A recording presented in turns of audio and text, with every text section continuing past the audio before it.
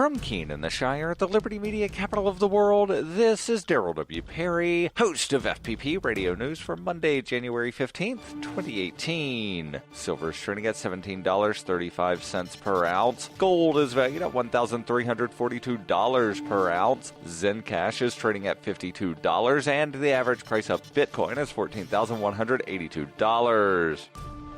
Antiwar.com reports the U.S.-led coalition forces in Syria have announced their intention to create a new 30,000-man border fence in northern Syria along the border between Syria and Turkey. The force is expected to predominantly be Kurdish, but also include some Arab fighters. Spokesman Colonel Ryan Dillon confirmed that the inaugural class of border fighters, some 230 members, were already trained. There is no timeline on getting to 30,000, though in the past the U.S. has struggled mightily to achieve large numbers in such training efforts. Unsurprisingly, this whole scheme boils down to training and arming a heavily Kurdish force guarding what is ultimately Kurdish YPG territory. Turkey is furious, saying the entire enterprise is unacceptable. Turkish officials say they've already summoned a U.S. charge d'affaires in Ankara last week to protest the effort and are being increasingly public about their opposition to the idea. Recent history suggests Turkey's opposition to U.S. action in Syria will have no impact on them, however.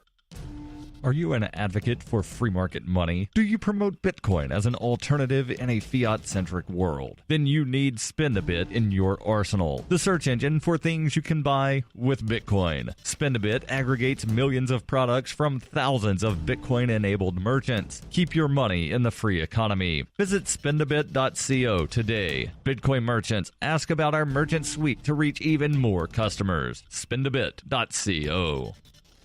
UPI reports undocumented immigrants can resume applications for protection under the Deferred Action for Childhood Arrival program after a federal judge last week blocked the Trump administration's plan to let DACA expire, according to immigration officials. U.S. Citizenship and Immigration Services announced Saturday it would resume processing the applications, though not for people who have never been granted protection under the program. On Wednesday, U.S. District Judge William Alsup said the Trump administration must continue to accept DACA renewal applications despite President Trump's decision on September 5th to end new applications and renewals and let the program expire March 5th. A memo from then Acting Department of Homeland Security Secretary Elaine Duke said the agency lacked the authority to implement DACA because it was an executive order from former President Barack Obama. The judge said that reasoning was flawed because the agency and administration does have the authority to implement the program, which allows children brought to the country as undocumented immigrants stay and work legally for 2-year intervals. Trump and bipartisan members of Congress met Tuesday in an attempt to strike a deal to continue DACA while also funding a wall along the Mexican border. On Sunday, Trump expressed doubts over being able to agree on a deal. Trump tweeted,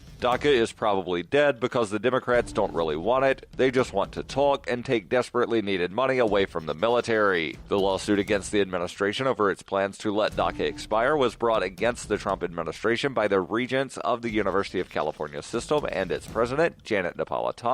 Napolitano served as Secretary of DHS under Obama from 2009 to 2013. For over 40 years, Roberts & Roberts Brokerage has been a trusted source for buying and selling precious metals like gold and silver. And as a Bitcoin-preferred business, Roberts & Roberts Brokerage has removed the minimum purchase amount for all orders paid in the digital currency. Call Roberts & Roberts Brokerage today for knowledgeable advice on buying and selling precious metals and a forward-thinking approach to new technologies. 800-874-9760 or visit online at rrbi.co.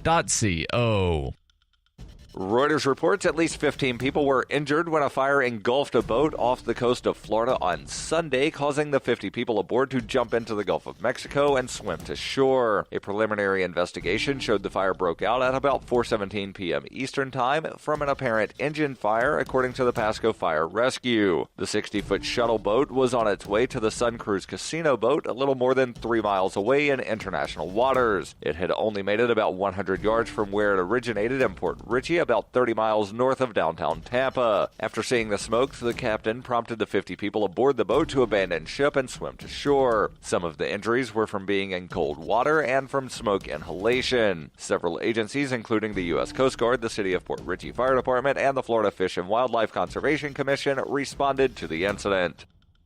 This has been FPP Radio News. Online at fppradio.com.